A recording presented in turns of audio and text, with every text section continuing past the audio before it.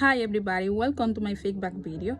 I'm Dominga Elena and I'm going to present to you the content of the module 1 from the book Prime Time 2. Let's start. The first thing that we are going to see are adjective vocabulary. An adjective is a word that modifies or describes a noun or a pronoun. We can use adverb for describe people, describe place, animal, things, whatever we want. In this case, we have those images, we have town or a city that we can use for describe with adjective. For example, basic, quiet, exciting, boring, safe, dangerous, clean, dirty, etc. In the first one image, we have a busy city. In the other one, we have a quiet city.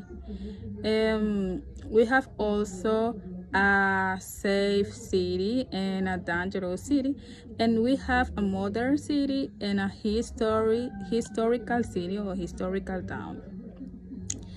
Okay, we have vocabulary types of U.S. housing.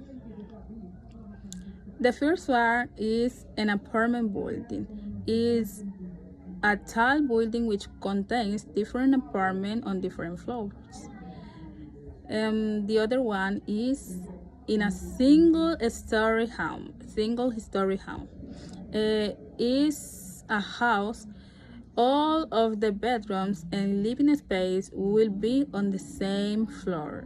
We have townhouse. Is a house that is joined to another house. We have duplex. Is a residential building divided into two apartments. We have cottage. Is a small house, usually of only one story, or a small house, typically one in the country. We have a house. A house is a building for human habitation, especially one that consists of a ground floor and one or more upper stories. We have a villa. A villa is a house usually in the countryside or near the sea, especially in southern Europe, and often one that people can rent for a vacation. And we have penthouse, an expensive apartment or set of rooms at the top of a hotel or tall building, etc. Now we are going to speak about comparative and superlative adjective. Okay, the comparative. We use comparative adjective to compare two things or show change. The comparative form depends on the number of syllables in the adjective. And superlative is used, however, to show the difference between more than two things or more than two people. For example, Paris is the biggest city in France. And for use comparative and superlative, there are a lot of rulers. We are going to explain that ruler.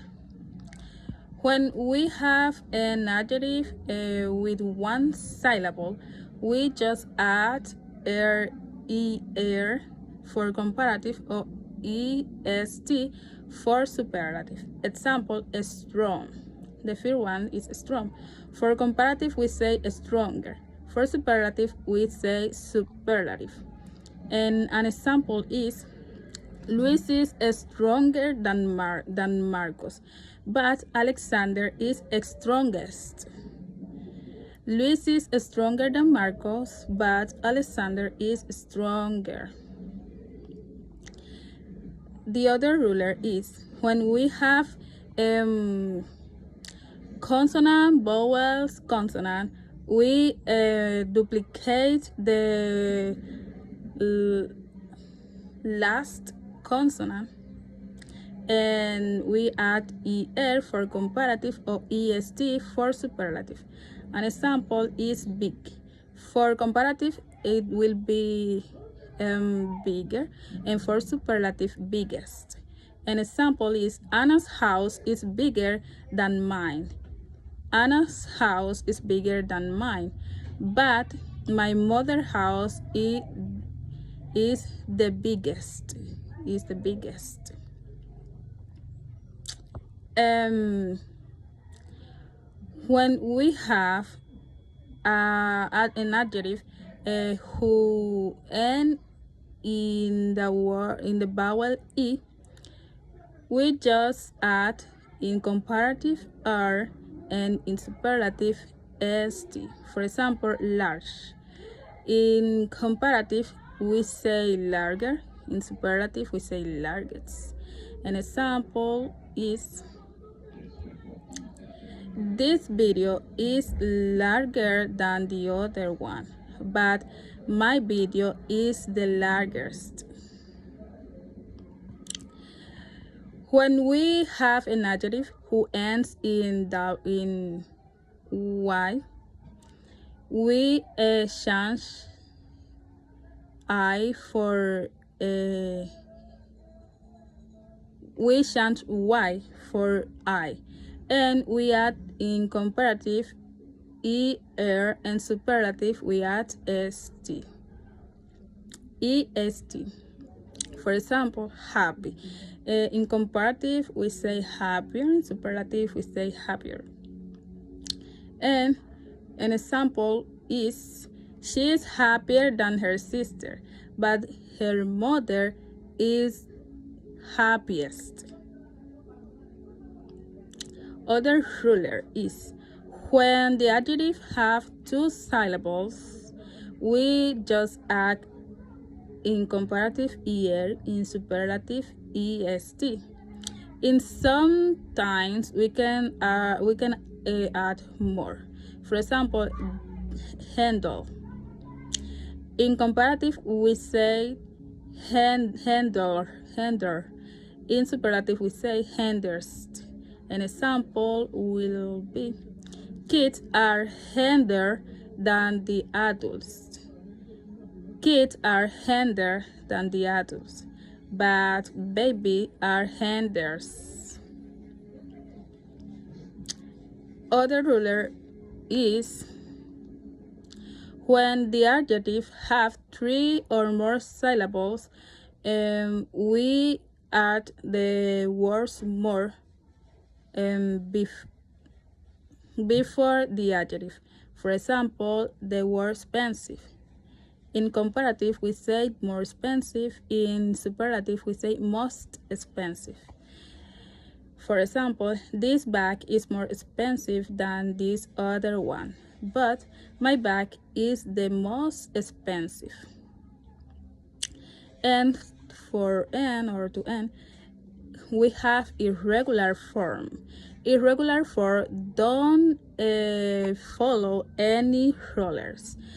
For example, we have good, the comparative is better, and the superlative is best. We have little, the comparative is less, the superlative is less. And we have also adjective who end in ed, f, ul, or eing.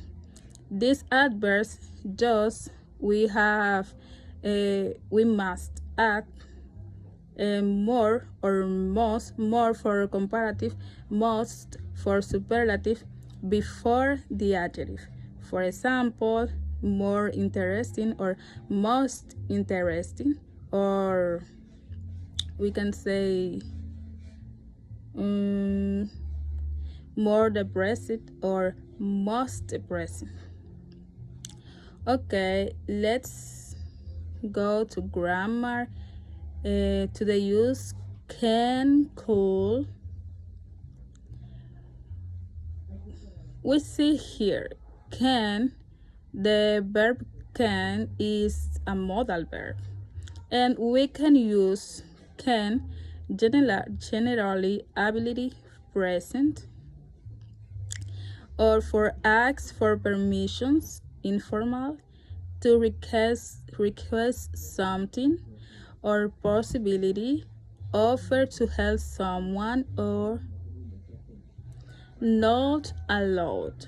For example, to general ability, I can speak English, I can speak English. And in the negative form will be I can't speak English. In ask for permission, we can say, can I borrow your pencil, please? Can I borrow your pen, please? To request something, we can say, or we have as a sample, can you help me, please? Can you help me, please? As a possibility, we can say, it can get very cold there at night. To offer to help someone, can I carry your bags for you? Or cannot, or in the negative form, not allowed. You can't smoke in this room. You can go to the party. And the use of coal. Generally, ability in the past.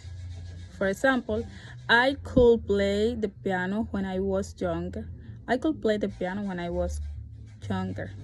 Or for ask for permissions, more polite. Could I use your bathroom, please? Could I use your bathroom, please? To request something, more polite. Could you pass me the salt, please? Could you pass me the salt, please? Or for possibility in the past. For example, what, you could have broken your leg. What, you could have broken your leg. Suggestions. We could go to the movies if you like, or for conditional of can, would be able to. If we had some orange, I could make you some fresh juice. Or will be able, okay.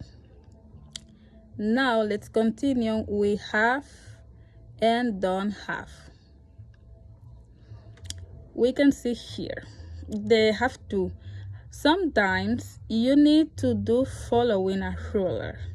Have to we can use for following a ruler. A structure, have or has to. Example, you have to go to sure, they have to clean the house, he has to see the doctor, you have to drive slow than 110 km per hour on highways, etc. We use have for the pronouns I, you, we, they, and we use has for the pronoun she, he, it. And the use of don't have to. Don't have to we use for something which is not necessary. For example, we can use don't or doesn't. Don't have to or doesn't have to. We use don't have to for the pronouns I, we, you, etc. And we use doesn't have to for the pronouns he, she, it. And for example, you don't have to come to school on Sundays. We don't have to watch this movie.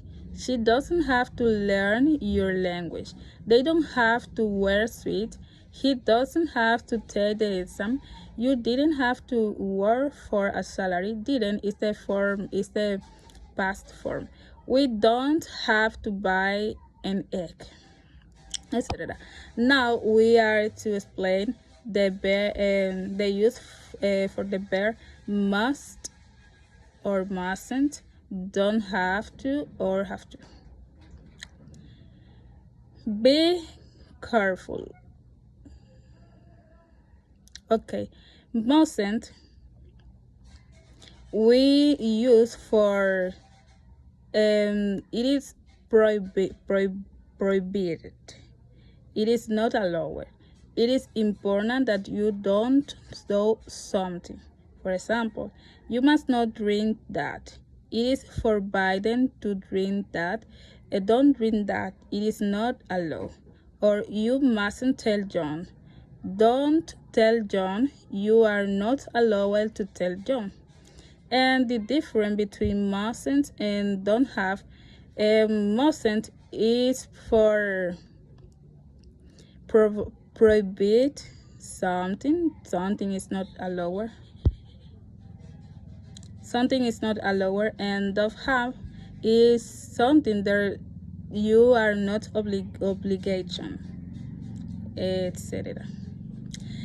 Thank you for seeing my feedback video.